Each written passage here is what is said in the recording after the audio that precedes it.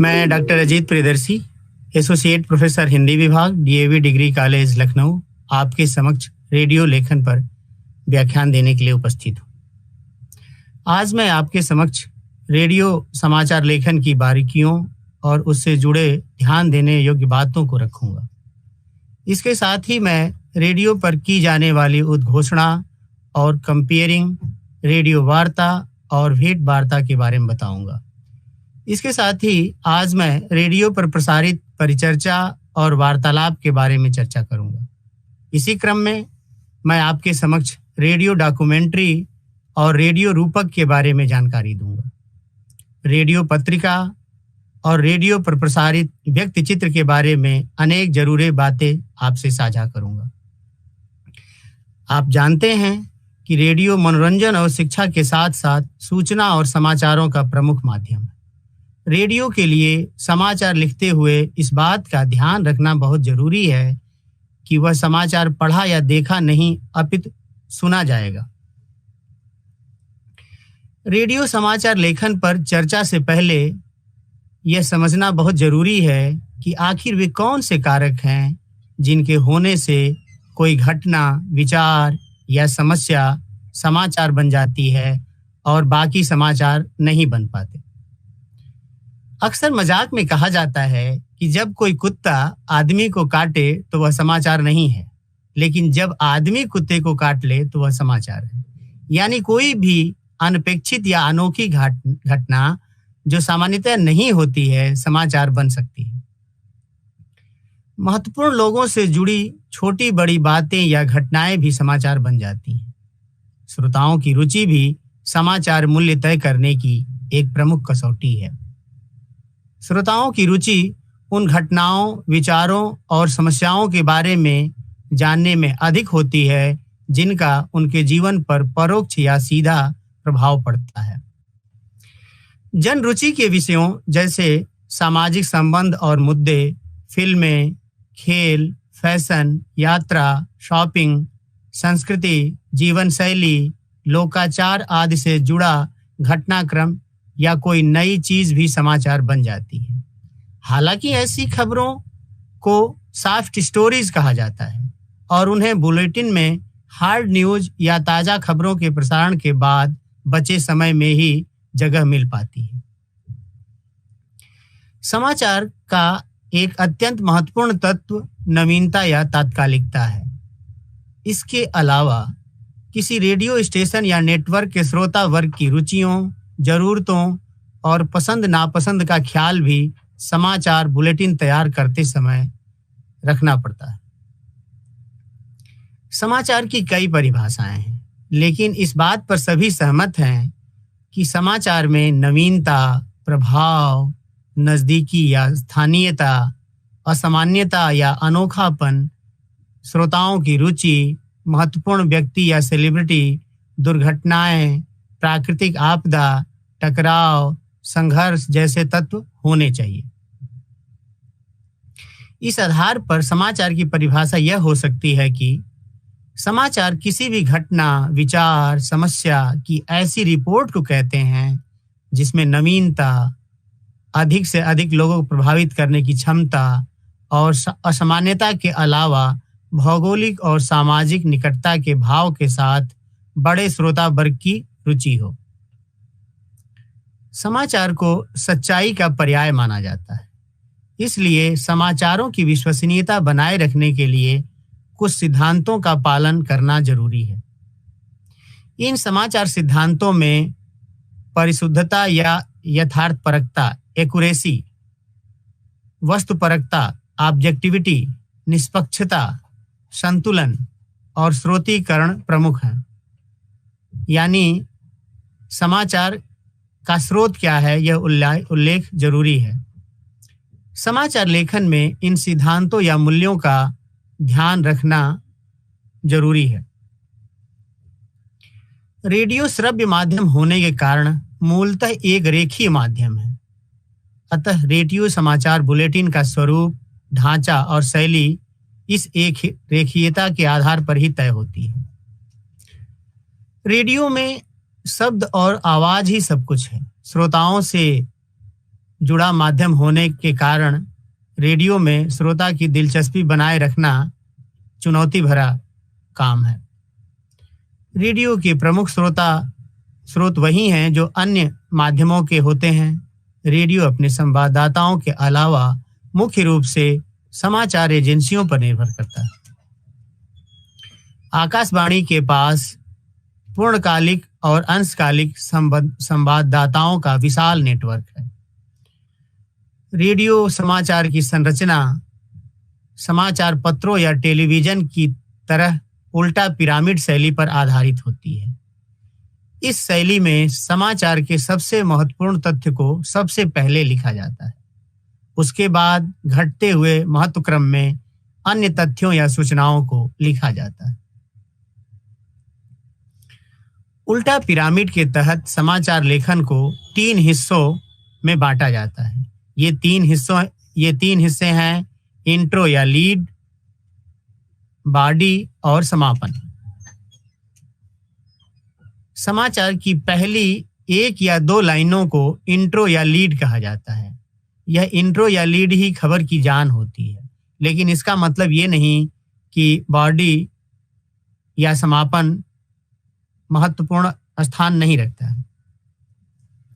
Intro या lead में आमतौर पर क्या, कौन, कब और कहां का उत्तर दिया जाता है, जबकि समाचार की बॉडी में क्यों के जरिए उसका विस्तार प्रस्तुत किया जाता है।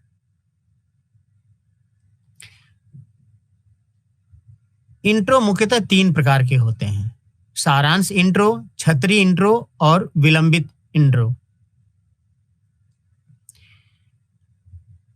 सारांश इंट्रो में समाचार का सारांश प्रस्तुत किया जाता है। छतरी इंट्रो का इस्तेमाल वहां होता है जहां कई समाचार एक साथ गुथे हुए हों, और विलंबित इंट्रो में सबसे महत्वपूर्ण बात को थोड़े थोड़े अंतराल के बाद विस्तार करके कहा जाता है। वो विलंबित इंट्रो कहते हैं। एक अच्छे और प्रभावी इंट्रो की खासियत यह होती है कि वह आसानी से समझ में आ सकने वाली भाषा और शैली में लिखा जाना चाहिए। वाक्य छोटे, स्पष्ट और सीधे होने चाहिए। पूरी समाचार कॉपी में छोटे वाक्यों के साथ कुछ मध्यम और बड़े वाक्य भी चल सकते हैं, क्योंकि ऐसा होने से समाचार में गति बनी रहती है और एक रूपता से पैदा होने वाली नीरसता नहीं आ पाती है। रेडियो के लिए समाचार लिखते समय कुछ बुनियादी बातों का ध्यान रखना जरूरी है। समाचार कॉपी साफ सुथरे और पढ़ने में आसान रूप से टाइप होनी चाहिए। समाचार में अत्यधिक आंकड़ों और संख्याओं की भरमार नहीं करनी चाहिए। रेडियो समाचार में डेट लाइन अलग से नहीं बल्कि इंट्रो में ही गुथी होती है। रेडियो में समय संदर्भ भी ध्यान रखा जाना अनिवार्य है। संक्षिप्ताक्षरों के इस्तेमाल में प्रचलन का ध्यान रखा जाना चाहिए। रेडियो में पद नाम और सम्मान सूचक शब्दों के इस्तेमाल की एक नीति है। इसी नीति का पालन रेडियो समाचार में रखना चाहिए। रेडियो आम आदमी का माध्यम है, इसलिए रेडियो समाचार की भाषा भी आम बोलचाल की भाषा होनी चाहिए। रेडियो समाचार की भाषा में प्रवाह और गति होनी चाहिए। ऐसे कठिन, जटिल, तत्सम और सामासिक शब्दों के इस्तेमाल से बचना चाहिए जिसका अर्थ जानने के लिए शब्दकोश देखना पड़े या समाचार वाचक या वाचिका को पढ़ने में कठिनाई हो। रेडियो के लिए समाचारों का अंग्रेजी से हिंदी में अनुवाद करना पड़ता है। अंग्रेजी से हिंदी में अनुवाद करते समय ध्यान रखना चाहिए कि अर्थ में अंतर ना आए और अनुदित समाचार की संरचना हिंदी के वाक्य विन्यास और हिंदी की प्रकृति के अनुकूल लगनी चाहिए। आकाशवाणी के समाचार प्रसारण के लिए एक आचार संहिता है जिसका पालन सभी अधिकारियों और कर्मचारियों को करना पड़ता है। रेडियो समाचार लेखन संबंधी इस चर्चा के पश्चात अब मैं आप लोगों को रेडियो उद्घोषणा, रेडियो कंपेयरिंग, रेडियो वार्ता, रेडियो साक्षात्कार, रेडियो परिचर्चा एवं रेडियो वार्तालाप के विभिन्न पहलुओं से परिचित कराऊंगा। आप जब भी कोई रेडियो केंद्र सुनते हैं तब एक आवाज आपको बताती है मीडियम वेव इतने दशमलव इतने मीटर अर्थात इतने किलोहर्ट्ज पर ये आकाशवाणी का अमुक केंद्र है। आप सुन रहे हैं हमारी तीसरी सभा के प्रसारण। यही उद्घोषणा है। उद्घोषणाओं से ही श्रोताओं को रेडियो केंद्र, प्रसारण सभा एवं कार्यक्रमों का परिचय मिलता है। एक अच्छे उद्घोषक में क्या-क्या विशेषताएं होनी चाहिए, आइए उन विशेषताओं के बारे में चर्चा करें। एक अच्छे उद्घोषक के पास प्रसारण योग्य स्वर यानी अच्छी और कर्णप्रिय आवाज होनी चाहिए। शुद्ध उच्चारण उद्घोषक का अनिवार्य गुण होता है। शुद्ध उच्चारण भी उद्घोषक का अनिवार्य गुण होना चाहिए, क्योंकि रेडियो केंद्र से प्रसारित कार्यक्रमों में उच्चारण की शुद्धता बहुत महत्व रखती है। हिंदी, अंग्रेजी एवं उर्दू के शब्दों एवं कुछ खास ध्वनियों तथा नुक्तों के इस शुद्ध उच्चारण में खास ध्यान दिया जाना जरूरी है। अन्यथा किसी शब्द के गलत उच्चारण से शब्द का मतलब ही बदल जाएगा और अर्थ का अनर्थ हो जाएगा। एक अच्छे उद्घोषक को अपने स्वर में, बोलने के अंदाज में ऐसी विनम्रता, प्रेम तथा आत्मीयता भरनी होती है कि श्रोता के साथ उसका एक गहरा रिश्ता बने। उद्घोषक को अपनी आवाज में उतार चढ़ाव लाकर वाक्य में उचित पॉज से उद्घोषणा को प्रभावपूर्ण तथा स्पष्ट बनाने की आवश्यकता होती है, क्योंकि हम जानते हैं कि छोटे से पॉज से, शब्दों के उतार चढ़ाव से वाक्य का पूरा अर्थ ही बदल जाता है। रेडियो केंद्र से भिन्न भिन्न विषयों पर भिन्न भिन्न प्रकार के कार्यक्रम प्रसारित होते हैं। इसलिए अच्छी एवं सटीक उद्घोषणा लिखने के लिए उत्तम श्रेणी का सामान्य ज्ञान होना उद्घोषक के लिए जरूरी है। उद्घोषक को अपनी उद्घोषणाओं को आकर्षक एवं रोचक बनाने के लिए भाषा पर गहरी पकड़ तो होनी ही चाहिए। इसके साथ ही उसके पास सुरुचिपूर्ण आलेख तैयार करने की क्षमता भी होनी चाहिए। रेडियो पर किसी कार्यक्रम के प्रस्तुतिकरण की क्रिया कंपेयरिंग कहलाती है। किसी कार्यक्रम के प्रस्तुतकर्ता को कंपेयर कहते हैं। कंपेयर को एंकर भी कहा जाता है। इसे ही उर्दू में मेजबान और हिंदी में होस्ट भी कहा जाता है। रेडियो कार्यक्रम का कंपेयर हजारों श्रोताओं को उन आइटमों की बढ़िया भूमिका बनाकर पेश करता है जो उस कार्यक्रम में सुनाए जाते हैं। वह गीत संगीत भी सुनाता है तथा अपनी ओर से कई सारी जानकारियां एवं सूचनाएं भी बताता चलता है। रेडियो पर प्रसारित कार्यक्रम की सफलता बहुत कुछ उसकी कंपेयरिंग पर निर्भर करती है। अच्छे कंपेयर हजारों श्रोताओं के चहेते बन जाते हैं। आजकल एफएम रेडियो पर कंपेयर ही उद्घोषक का दायित्व भी संभालते हैं। एफएम रेडियो के विभिन्न चैनलों पर कंपेयर विभिन्न प्रकार के कार्यक्रमों में संगीत सुनवाते हैं, ट्रैफिक संबंधी जानकारी देते हैं, स्वास्थ्य या किसी नागरिक जीवन संबंधी जानकारियां भी वे कंपेयर ही देते हैं। आइए अब मैं आपको रेडियो वार्ता के संबंध में जानकारी देता हूं। रेडियो वार्ता का अर्थ है किसी विषय का जानकार व्यक्ति श्रोताओं से बातचीत की शैली में उस विषय की जानकारी दे।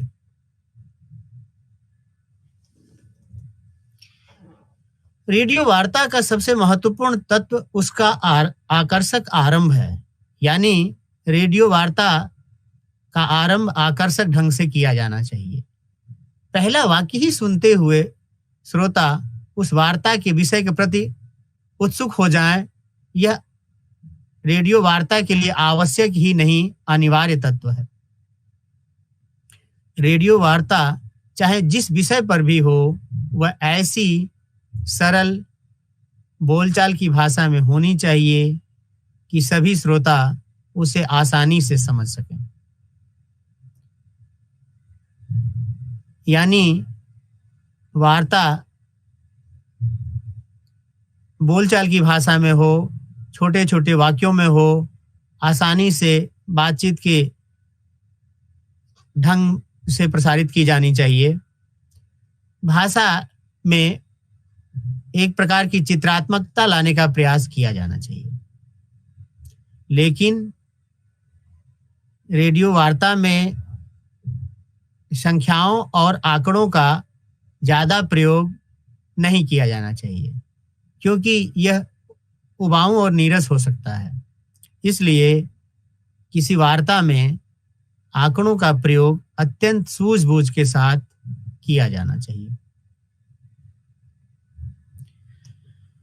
वार्ता में श्रोता को अपने साथ जोड़े रखना एक चुनौती भरा कार्य है। श्रोता को अपने साथ जोड़े रखने के लिए वार्ता में आइए हम देखते हैं, चलिए हम अब देखते हैं, आपने अक्सर देखा होगा, क्या आपको नहीं लगता, जैसे वाक्यांश का प्रयोग करके श्रोताओं को अपने साथ जोड़े रखना चाहिए। वार्ता का आकर्षक आरंभ करके ही श्रोता की रुचि जगा देने के बाद भी यह आवश्यक है कि आगे भी जानकारी में एक सहज तथा सतत प्रवाह बना रहे। यानी लगातार नई नई जानकारियां और प्रवाहपूर्ण वार्ता का होना अत्यंत जरूरी है। इसके लिए वार्ता के आलेख को इस प्रकार बांटा जाना चाहिए कि वह बिल्कुल कहानी की तरह लगे, श्रोता कहानी की तरह उसका आनंद ले। वार्ता का आरंभ और बीच का हिस्सा जितना आकर्षक और रुचिकर होना चाहिए, उतना ही उसका समापन का हिस्सा भी आकर्षक, रुचिकर और प्रभावपूर्ण होना चाहिए। वार्ता का अंत ऐसा होना चाहिए कि वह अधूरा अधूरा न लगे, वह प्रभावपूर्ण लगे और वार्ता के अंत में श्रोता को पूरी बात स्पष्ट समझ में आ जाए। विषय के अनुसार ही वार्ता की भाषा शैली और उसका स्वरूप भी प्रायः बदल जाता है। अगर विषय व्यंग्यपूर्ण होता है तो वार्ता की शैली व्यंग्यात्मक होती है। अगर वह हास्य का प्रधान, वार्ता में हास्य बोध की प्रधानता है तो वार्ता में हास्य के साथ सूचनाएं और जानकारियां साझी की जाएंगी। अगर वह सूचनात्मक है तो वार्ता जो है वर्णनात्मक होते हुए भी सुरुचिपूर्ण होगी। आइए अब हम रेडियो पर प्रसारित भेंट वार्ता या साक्षात्कार के बारे में बात करें। साक्षात्कार अथवा भेंट वार्ता रेडियो कार्यक्रमों की अत्यंत महत्वपूर्ण विधा है। भेंट वार्ता में एक व्यक्ति भेंटकर्ता के रूप में किसी विशेषज्ञ अथवा व्यक्ति से प्रश्न पूछता है और वह विशेषज्ञ अथवा व्यक्ति उनके उत्तर देता है। यह विशेषज्ञ किसी विषय का, किसी अपने क्षेत्र का प्रभावशाली व्यक्ति हो सकता है, यह कोई खिलाड़ी हो सकता है, कोई कलाकार हो सकता है, कोई अधिकारी हो सकता है, किसी विभाग का जिम्मेदार व्यक्ति हो सकता है। भेंट वार्ता के लिए भेंटकर्ता के दिमाग में वो सारे प्रश्न होने चाहिए जो आम आदमी के लिए, यानी रेडियो के श्रोताओं के लिए रुचिकर और सूचनाप्रद हो। भेंटकर्ता को आम आदमी का प्रतिनिधि के रूप में दिखाई देना चाहिए। भेंट वार्ता में एक व्यक्ति भेंटकर्ता के रूप में किसी विशेषज्ञ या व्यक्ति से प्रश्न पूछता है और वह विशेषज्ञ अथवा व्यक्ति उनके उत्तर देता है। यदि किसी खिलाड़ी, कलाकार आदि से उसके व्यक्तिगत जीवन पर भेंट वार्ता करनी है तो भेंटकर्ता को उसके जीवन के हर पहलू को गहराई से जानने की आवश्यकता होती है। भेंटकर्ता किसी उस व्यक्ति के बारे में जिससे वो भेंट कर रहा है, जिसका साक्षात्कार कर रहा है, जितना ज्यादा और जितनी सही जानकारी रखेगा वह उतना ही आत्मविश्वास के साथ उसके साथ बात कर सकेगा और अपने प्रश्न पूछ सकेगा। भेंटकर्ता को हमेशा यह दिमाग में बैठा कर रखनी चाहिए कि श्रोताओं की जिज्ञासाएं क्या क्या होंगी, यानी श्रोताओं के प्रश्नों का अनुमान भेंटकर्ता को हमेशा होना चाहिए। श्रोताओं के रुचि के प्रश्नों को एक भेंटकर्ता जितने बेहतर ढंग से, जितने आत्मीय ढंग से, जितने सहज ढंग से उठाएगा और भेंट देने वाला व्यक्ति जितनी सहजता से, जितनी आत्मीयता से उसका जवाब देगा, भेंट वार्ता उतनी ही आकर्षक और रुचिकर रूप में श्रोताओं के सामने पेश की जा सकेगी। भेंटकर्ता को भेंट देने वाले के साथ अत्यंत विनम्रता और आत्मीयता से बातचीत आरंभ करनी चाहिए। विनम्रता का परिचय देते हुए भेंटकर्ता को भेंट देने वाले व्यक्ति के साथ बातचीत करनी चाहिए और अधिक से अधिक तथा नई से नई जानकारियां प्राप्त करने का प्रयास किया जाना चाहिए। भेंटकर्ता को सत्य के प्रति समर्पित रहते हुए निडर होकर भेंट देने वाले सरकारी अधिकारी या मंत्री से किसी घटना या विषय के संबंध में जानकारी जानने का प्रयास करना चाहिए। यानी भेंटकर्ता को आम आदमी का प्रतिनिधि के रूप में भेंट देने वाले के सामने सच्चाई लाना का प्रयास करना चाहिए। लेकिन कड़े से कड़े प्रश्न पूछते हुए भी भेंटकर्ता को विनम्रता और धैर्य रखना चाहिए, मुस्कुराते हुए अपने सवाल पूछना चाहिए। ऐसा न हो कि कोई अप्रिय स्थिति हो जाए या ऐसी स्थिति न उत्पन्न हो जाए जो भेंट देने वाले को अप्रिय लगे। भेंट वार्ता को रोचक बनाने के लिए भेंटकर्ता को हाजिर जवाबी एवं उचित हास्यबोध का भी उपयोग करते रहना चाहिए। बीच बीच में उचित हाजिर जवाबी का या हास्यबोध का उपयोग करना भेंट वार्ता को रुचिकर बनाने के लिए जरूरी होता है। यह भेंट वार्ता को श्रोताओं के समक्ष रुचिकर बनाकर पेश करने में इससे सहायता मिलती है।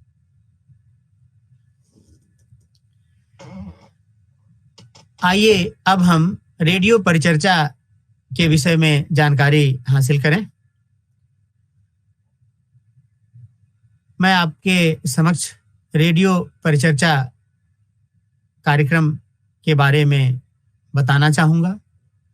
रेडियो से परिचर्चा कार्यक्रम किसी विषय पर विशेषज्ञों के बीच विचार विमर्श करके श्रोताओं का ज्ञानवर्धन कराने के उद्देश्य से किए जाते हैं।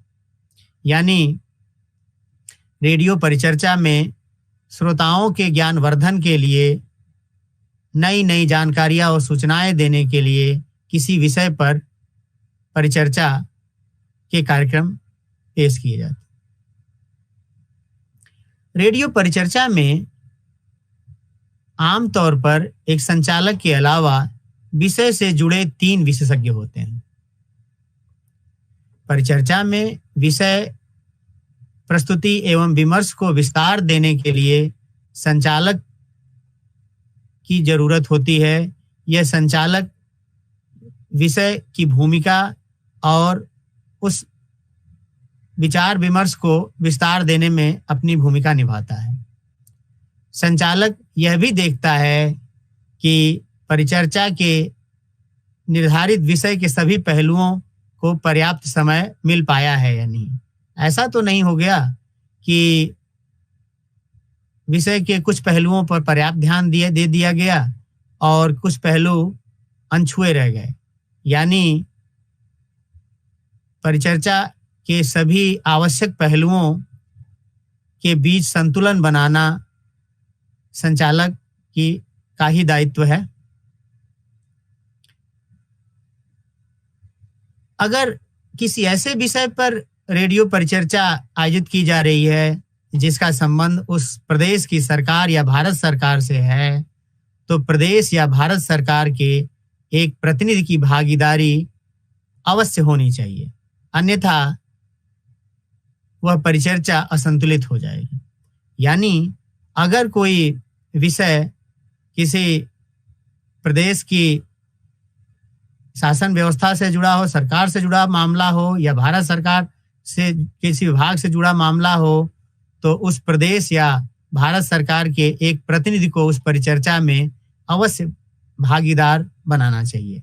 इससे परिचर्चा संतुलन के साथ संपादित हो पाती है।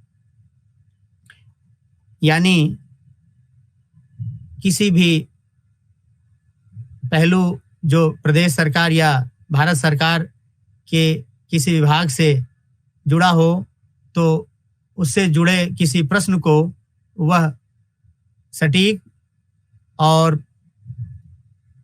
तथ्यपूर्ण ढंग से उसकी सूचना आम लोगों तक पहुंच पाती है। अब परिचर्चा के लिए ये जरूरी है कि परिचर्चा में सहज प्रवाह बना रहे। परिचर्चा का आनंद श्रोताओं को तभी आएगा जब परिचर्चा सहज प्रवाह पूर्ण ढंग से उसके सामने आए। ऐसी परिचर्चा न हो कि आप एक बात पूछी जाए और फिर उसका कोई जवाब दे, तो इस तरह से ये नितांत औपचारिक परिचर्चा हो जाएगी। परिचर्चा में सहजता और स्वाभाविकता बरकरार रखने के लिए जरूरी है कि वह एक सामान्य परिचर्चा की तरह दिखाई दे, स्वाभाविक परिचर्चा की दिखाई दे। वह परिचर्चा ऐसी लगे जो ड्राइंग रूम या चौपाल पर होने वाली बहस की तरह ही सहज एवं स्वाभाविक हो। इसके लिए जरूरी है कि परिचर्चा में किसी भी विषय जिस पे वो संपादित परिचर्चा हो रही है, हर प्रतिभागी अपनी बात को बहुत सहजता से स्वाभाविक ढंग से आगे रखे और इस तरह से एक स्वाभाविक और प्रवाहपूर्ण ढंग से परिचर्चा संपादित हो।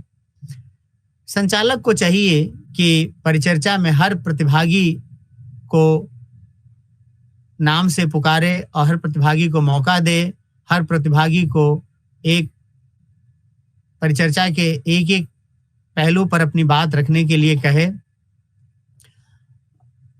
चूंकि रेडियो माध्यम में प्रतिभागी दिखाई नहीं देंगे, इसलिए परिचर्चा के संचालक को चाहिए कि वह हर प्रतिभागी को नाम लेकर पुकारे या परिचर्चा के हर प्रतिभागी एक दूसरे का नाम लेकर संबोधित करते रहें, ताकि श्रोता को यह पता चलता रहे कि अब कौन बोल रहा है। कौन जवाब दे रहा है। आइए अब वार्तालाप विधा के बारे में आपको बताऊं। आप जानते हैं कि जो वार्तालाप विधा है वो परिचर्चा विधा का ही विस्तार है। वार्तालाप विधा में 5-6 विशेषज्ञों के अतिरिक्त विषय से जुड़े 10-12 अतिथि भी भाग लेते हैं और वार्तालाप के में आमंत्रित विशेषज्ञों से अपने रुचि के सवाल पूछते हैं।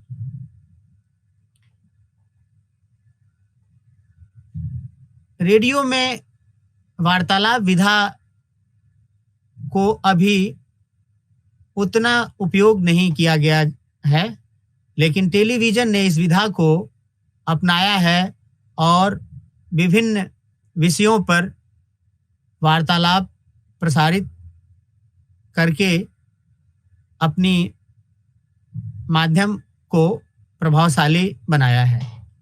यानी अभी रेडियो में वार्तालाप विधा आरंभिक दौर में है। इस विधा का अभी रेडियो कार्यक्रमों के रूप में बहुत उपयोग नहीं हो सका है। आइए अब हम डॉक्यूमेंट्री के बारे में जानकारी हासिल करें और डॉक्यूमेंट्री कार्यक्रमों के लिए रेडियो पर डॉक्यूमेंट्री कार्यक्रम का आलेख कैसे तैयार किया जाए उसकी तकनीकी और सावधानियों पर हम विचार करें। आप जानते हैं कि डॉक्यूमेंट्री अंग्रेजी शब्द है और इसका प्रमुख तत्व है डॉक्यूमेंटेशन अथवा डॉक्यूमेंट्स।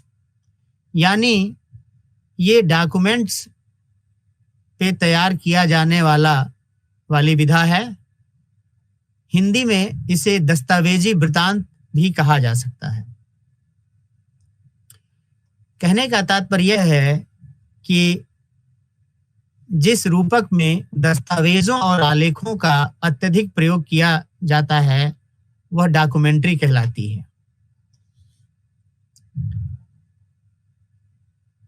अभी रेडियो के विशेषज्ञ डॉक्यूमेंट्री और रूपक में अंतर करना ठीक नहीं समझते और अभी तक प्रसारण की दृष्टि से इन्हें एक ही माना जाता है।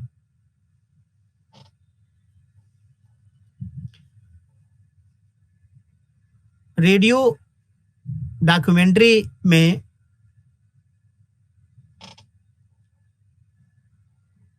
दस्तावेजों और आलेखों का प्रयोग अत्यधिक किया जाता है।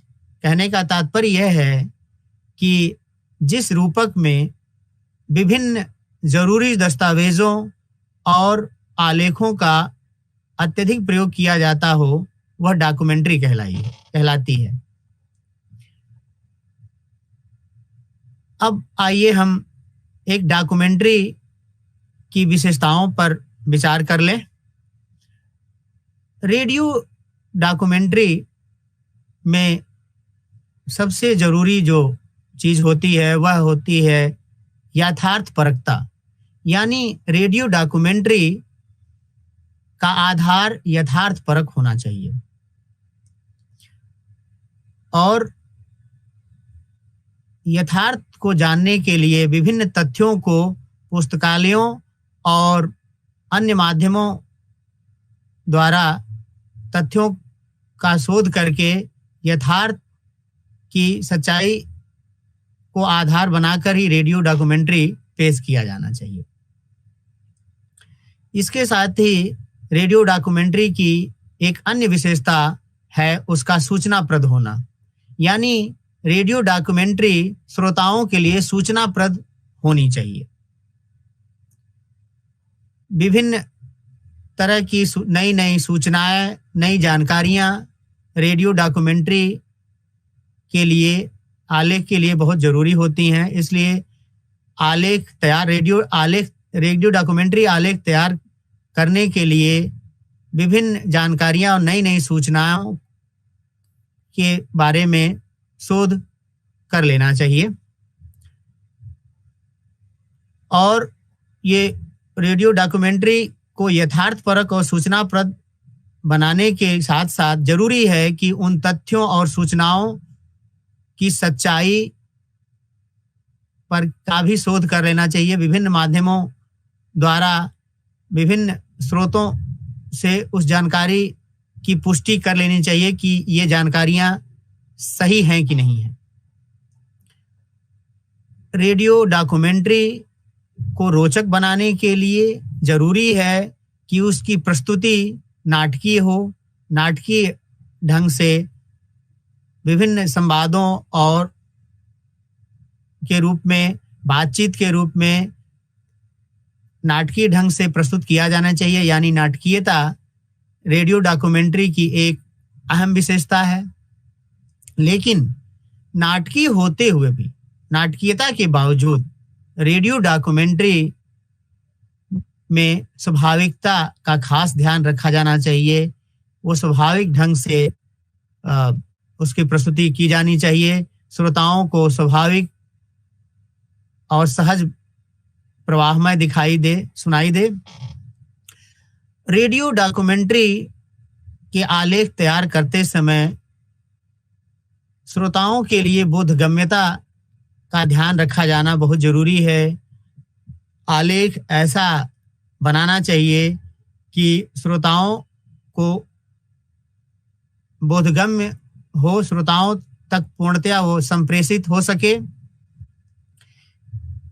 इस तरह से यथार्थपरकता, सूचनाप्रद होना, नाटकीयता, स्वाभाविकता, बोधगम्यता आदि रेडियो डॉक्यूमेंट्री और रूपक के कुछ विशेष तत्व हैं। इन विशेषताओं का ध्यान रखकर ही रेडियो डॉक्यूमेंट्री और रूपक तैयार किए जाने चाहिए। अब अगर रेडियो डॉक्यूमेंट्री या और रूपक के जन्म और विकास के बारे में बात करें तो रेडियो, रूपक और डॉक्यूमेंट्री विधा का जन्म, उसका विकास और अद्यतन अस्तित्व वास्तव में रेडियो प्रसारण से ही हुआ है।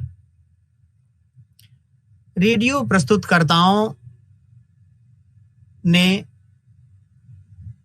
अपने कार्यक्रम को उद्देश्यपूर्ण और सूचनाप्रद बनाने के साथ ही विविधतापूर्ण और आकर्षक बनाना उनकी चुनौती होती है।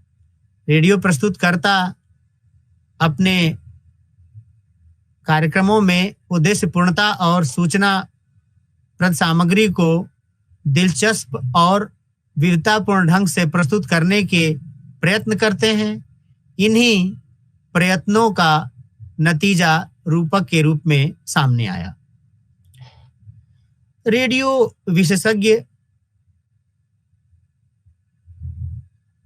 अपने कार्यक्रमों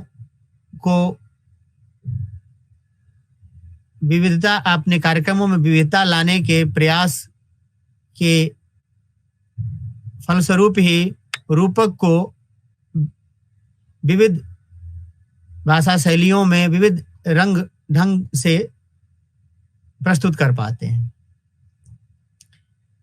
रूपक को आकर्षक तथा तथ्यपूर्ण बनाने की दृष्टि से विषय वस्तु से संबंधित ध्वनि प्रभाव संयोजन से वातावरण निर्माण करना रेडियो रूपक में जरूरी होता है। यानी विभिन्न ध्वनियों के द्वारा वातावरण का निर्माण करना जरूरी होता है रेडियो रूपक में। अगर किसी मेले का वर्णन हो रहा हो तो मेले की ध्वनियाँ जरूरी होती हैं। अगर वह किसी उत्सव का वर्णन हो रहा है तो उत्सव से संबंधित ध्वनियाँ जरूरी होती हैं। अगर किसी फैक्ट्री से संबंधी रेडियो रूपक प्रस्तुत करना है तो किसी मशीन की आवाज़ें उसमें वातावरण निर्माण करने के लिए जरूरी होती हैं।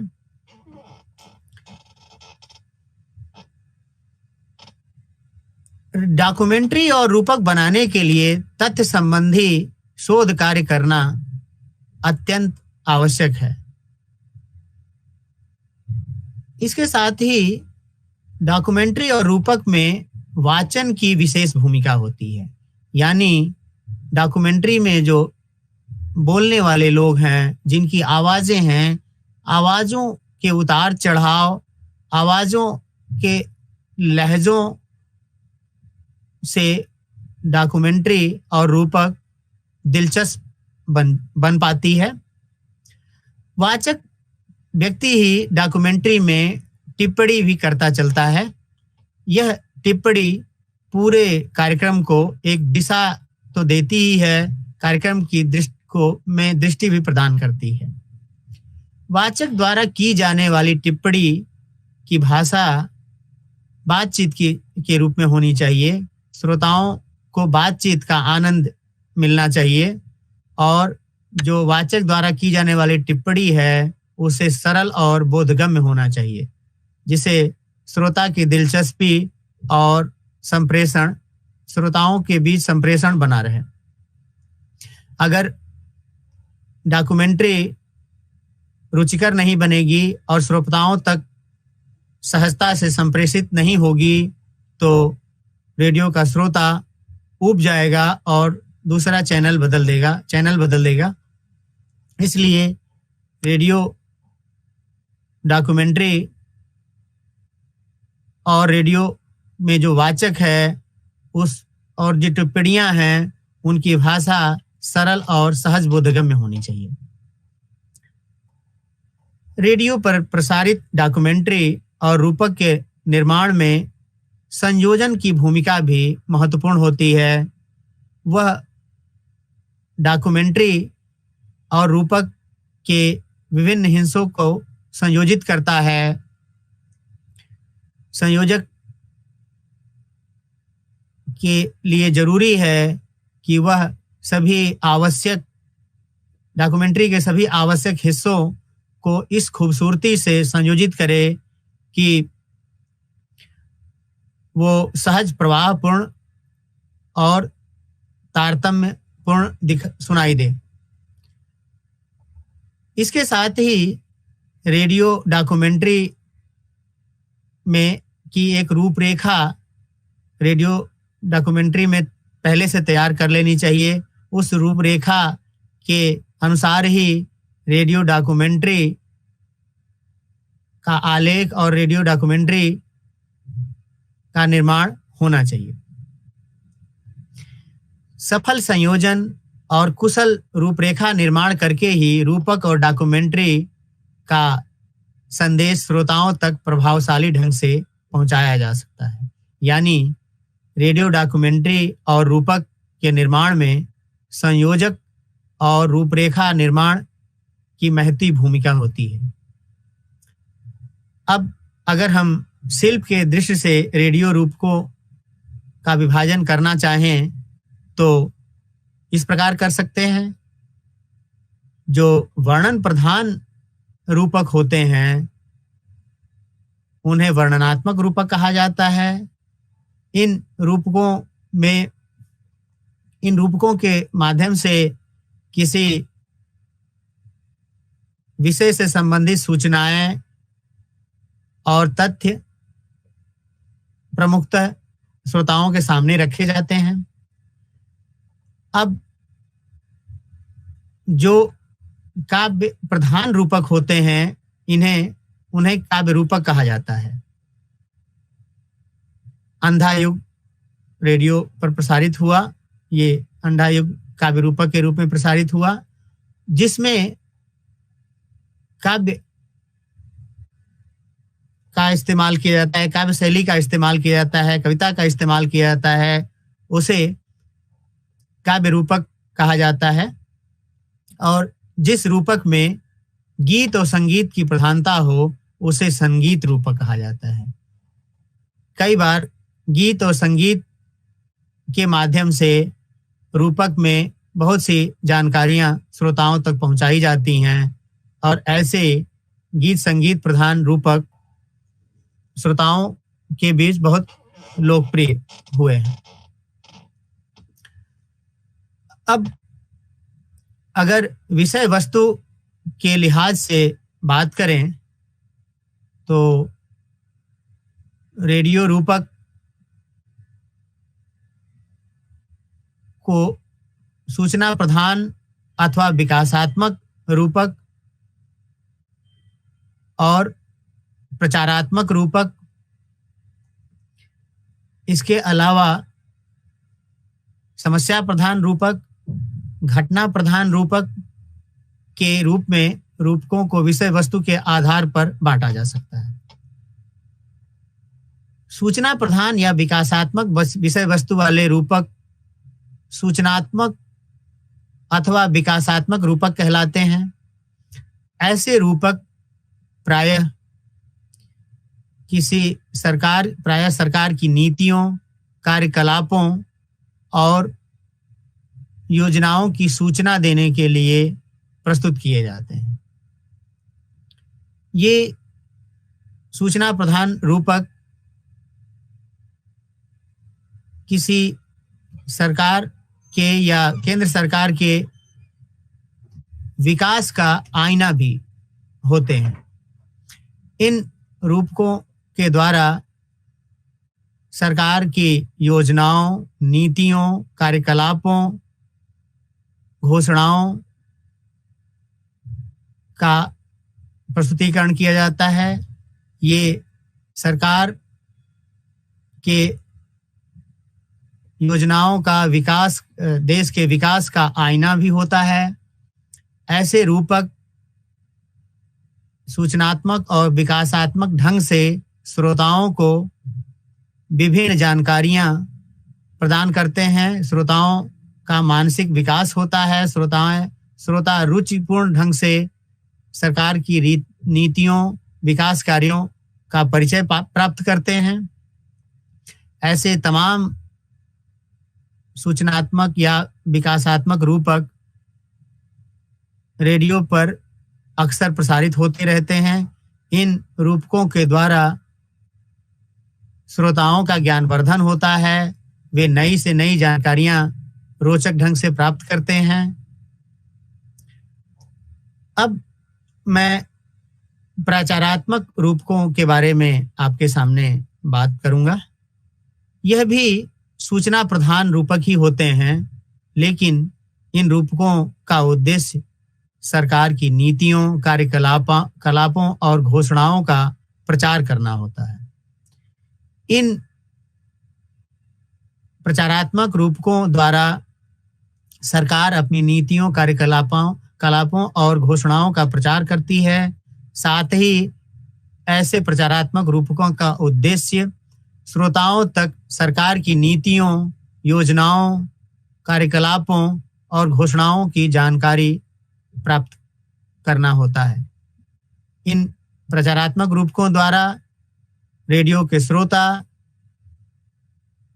विभिन्न योजनाओं और से संबंधी नई नई जानकारियां प्राप्त करते हैं और उनका ज्ञानवर्धन होता है। इनके अतिरिक्त किसी व्यक्ति, समस्या और घटना को केंद्र में रखकर भी रूपक बनाए जा सकते हैं। व्यक्ति केंद्रित रूपक में किसी ऐसे व्यक्ति को केंद्र में रखकर रूपक बनाया जाता है जिसका राष्ट्र के, समाज के लिए महनीय योगदान होता है। ऐसे व्यक्ति केंद्रित रूपक में किसी स्वतंत्रता संग्राम सेनानी, किसी नेता, किसी सामाजिक व्यक्तित्व के जीवन के विभिन्न पहलुओं, उसके संघर्ष, उसकी बातों, उसके भाषणों को आधार बनाकर रोचक व्यक्ति केंद्रित रूपक बनाए जाते हैं। अब मैं समस्या प्रधान रूपक के बारे में आपके सामने बात रखूंगा। समस्या प्रधान रूपक में देश की आर्थिक, सामाजिक, राजनैतिक अथवा कोई अंतर्राष्ट्रीय समस्या या पर्यावरण से जुड़े समस्या को केंद्र में रखकर उस समस्या के विभिन्न पहलुओं से संबंधित बातों को सुंदर, सुरुचिपूर्ण और नाटकीय ढंग से प्रस्तुत किया जाता है, जिससे उस समस्या के विभिन्न पहलुओं को श्रोताओं के समक्ष पेश किया जा सके और उस समस्या से जुड़े पहलुओं पर श्रोताओं की जानकारी बढ़ाई जा सके, उसकी जागरूकता बढ़ाई जा सके। इसके साथ ही किसी घटना को केंद्र में रखकर भी रूपक बनाए जा सकते हैं, जैसे कोई ऐसी घटना जिससे देश की दिशा बदल गई हो, कोई चाहे वो आज़ादी की घटना हो, चाहे ऐसी कोई आपदा हो, चाहे ऐसी कोई समस्या, ऐसी कोई घटना जिसने देश की जनता को झकझोर कर रख दिया हो, ऐसी किसी घटना को केंद्र में रखकर रूपक बनाया जा सकते हैं। ऐसे रूपक तथ्यपूर्ण तो होने ही चाहिए, संवेदनात्मक और भावपूर्ण भी होने चाहिए, ताकि उस घटना के विविध पहलुओं की जानकारी श्रोताओं को मिल सके। ऐसे घटना प्रधान रूपक द्वारा किसी घटना के अनछुए पहलुओं और उसके प्रभावों पर भी जानकारी श्रोताओं तक पहुंच पाती है, श्रोताओं का ज्ञानवर्धन होता है। आइए अब हम रेडियो पत्रिका के बारे में आपके सामने अपनी बात रखना चाहते हैं। रेडियो पत्रिका क्या होती है, रेडियो पत्रिका के बारे में हम जानकारी आपको देना चाहते हैं। रेडियो पत्रिका रेडियो पर प्रसारित विविध विधाओं की तरह ही रेडियो विधाओं का मिला-जुला रूप है, जिसमें किसी सामयिक विषय पर चर्चा की जाती है। रेडियो पत्रिका में किसी भी विषय को लिया जा सकता है और रेडियो पत्रिका में कई बार कई विषयों का समावेश भी कर दिया जाता है। रेडियो पत्रिका में खेल का, राजनीतिक हलचलों का, सांस्कृतिक और उत्सवों का, राजनीतिक घटनाक्रम का, आर्थिक पहलुओं का और तमाम ऐसी जानकारियां दी जाती हैं जो किसी खास समय में घटित होती हैं। रेडियो पत्रिका साप्ताहिक हो सकती है, पाक्षिक हो सकती है या मासिक हो सकती है। रेडियो पत्रिका में जीवन के जुड़े तमाम विषयों की जानकारी रोचक ढंग से दी जाती है। क्या घटित हुआ इस संबंध में। रेडियो पत्रिका एक प्रिंट मीडिया की पत्रिका की तरह ही सामाजिक जीवन के सभी पहलुओं को छूती है और इस रेडियो पत्रिका विधा में भी बहुत सी जानकारियां रोचक ढंग से प्रस्तुत की जाती हैं। आइए हम अब आपके सामने रेडियो व्यक्तिचित्र के बारे में जानकारी प्रस्तुत कर रहे हैं। रेडियो पर प्रसारित व्यक्तिचित्र में किसी व्यक्ति को केंद्र में रखकर व्यक्तिचित्र प्रस्तुत किया जाता है। यह व्यक्तिचित्र उसके व्यक्तित्व के विभिन्न पहलुओं को उजागर करने के लिए प्रसारित किया जाता है।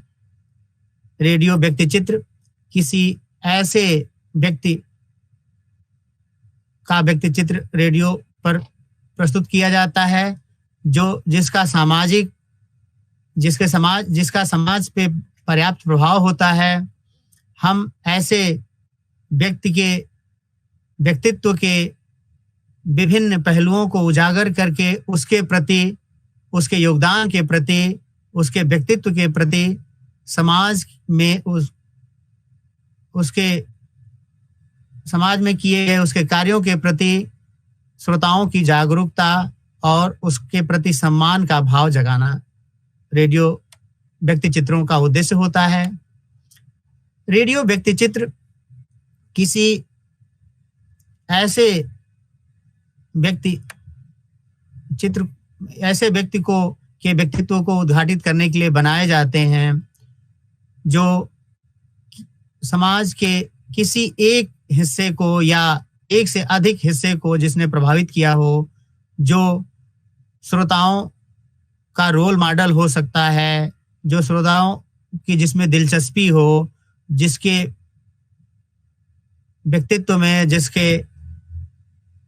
व्यक्तित्व से रेडियो के श्रोता प्रभावित हुए हों, ऐसे व्यक्तित्व के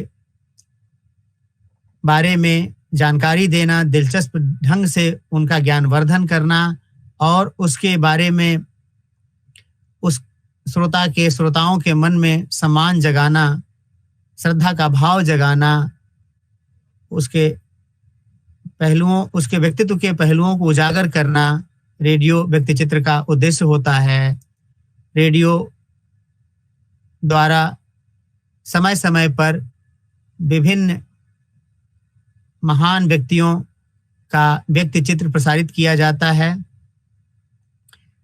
ऐसे व्यक्ति चित्र में उसके जीवन के जुड़े विभिन्न तथ्यों का समावेश होना चाहिए, लेकिन यह तथ्यों का समावेश ऐसे नहीं होना चाहिए कि श्रोता से बहुत जुड़ा मामला ना हो। ये कतई नहीं किया जाना चाहिए कि मान लीजिए कोई व्यक्ति एकेडमिक व्यक्ति है, कोई विद्वान व्यक्ति है, तो उसने कहाँ भाषण दिया, कितने उसके शोध आलेख प्रकाशित हैं, इस तरह की जानकारियां रेडियो व्यक्ति चित्र में नहीं होनी चाहिए, क्योंकि ऐसे जानकारियों भरी आंकड़ों में रेडियो के श्रोताओं की दिलचस्पी नहीं होती। उसकी दिलचस्पी ऐसे मुद्दों पे होती है जिससे वो कुछ सीख सके, यानी उसके जीवन के संघर्ष, उसके जीवन के प्रेरक प्रसंगों का उद्घाटन करके रेडियो के श्रोताओं के सामने आदर्श उपस्थित करना, उनको प्रेरणा देना रेडियो व्यक्ति चित्र का उद्देश्य होता है। इसलिए रेडियो व्यक्ति चित्र में किसी व्यक्तित्व के उन्हीं पहलुओं को उठाया जाना चाहिए जिसमें श्रोताओं की दिलचस्पी हो, जिससे श्रोता सीख सकें। ऐसे पहलुओं को उजागर करने के लिए उस व्यक्ति के जीवन के ऐसे रोचक, असामान्य पहलुओं को उद्घाटित किया जाना चाहिए जिसको सुनकर, जिसको जानकर श्रोता को जीवन में प्रेरणा मिले। ऐसे व्यक्ति चित्र सुनते हुए ऐसा महसूस हो, अगर व्यक्ति चित्र में उसके भाषण, उससे की गई बातचीत का कोई अंश मौजूद हो, तो इससे रेडियो व्यक्ति चित्र अत्यंत प्रभावशाली बन जाता है। इस तरीके से रेडियो व्यक्ति चित्र में अगर उस व्यक्ति के भाषण या उसके साथ की गई बातचीत का अंश हो, तो व्यक्ति चित्र और प्रभावपूर्ण बन जाता है। अब मैं ऐसे व्यक्ति चित्र की जिस व्यक्ति का व्यक्ति चित्र रेडियो पर प्रसारित किया जाए, वह इस पहलू पर भी ध्यान रखा जाए कि उस व्यक्ति की अद्यतन प्रासंगिकता क्या है, आज के समय में वो कैसे प्रासंगिक है। आशा है कि रेडियो कार्यक्रम की इन विविध विधाओं के बारे में दी गई जानकारी से आप लाभान्वित हुए होंगे। इस व्याख्यान में मेरे साथ जुड़े रहने के लिए आप सभी का बहुत बहुत धन्यवाद।